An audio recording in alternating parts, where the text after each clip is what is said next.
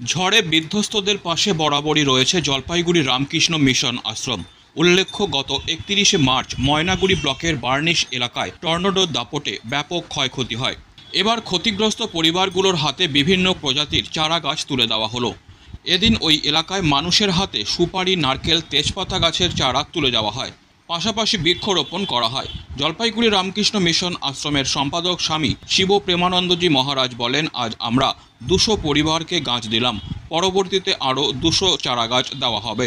আগামী 4-5 বছর পর থেকে এই গাছগুলো থেকেই আর্থিক সুবিধাও পাবেন মানুষ বলে জানান তিনি। রামকৃষ্ণ মিশন জলপাইগুড়ি রামকৃষ্ণ মঠ রামকৃষ্ণ মিশন বেলু মঠের শাখা কেন্দ্র। যখন এখানে টর্নেডো হলো ওই সময় আমরা এন্টায়ার এরিয়াতে রিলিফ কাজ করেছিলাম। ওরই কন্টিনিউয়েশন অনেক গাছগুলি নষ্ট হয়েছে। আমরা প্রত্যেক ফ্যামিলিকে একটা বেস্ট কোয়ালিটির একটা নারকেল গাছের চারা দেওয়া হচ্ছে, সুপারি গাছের 5টা চারা দেওয়া হচ্ছে, তেজপাতার 2টো চারা দেওয়া হচ্ছে। আমার আজকে 200 ফ্যামিলিকে দিলাম, আরও 265 মতন ফ্যামিলি আছে, আরও একদিন আমরা এটা দেবো।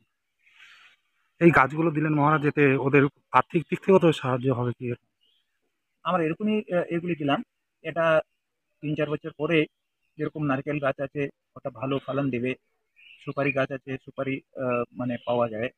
তারপরে আপনার তেজপাতা যে থাকবে ওটাও কিন্তু ইজিলি 3-4 বার করে কালেক্ট করতে হবে বছরে। তো ওদের আর্থিক দিকেও এটা হেল্প হবে। এট দি সেম টাইম এন্টায়ার এরিয়াতে অনেকটা গাছগুলি ভালো গাছগুলি হবে, এটাই আইডিয়া আমাদের। Disclaimer. This channel may not promote any violent, harmful or legal activities. All content provided by this channel is meant for an educational purpose only.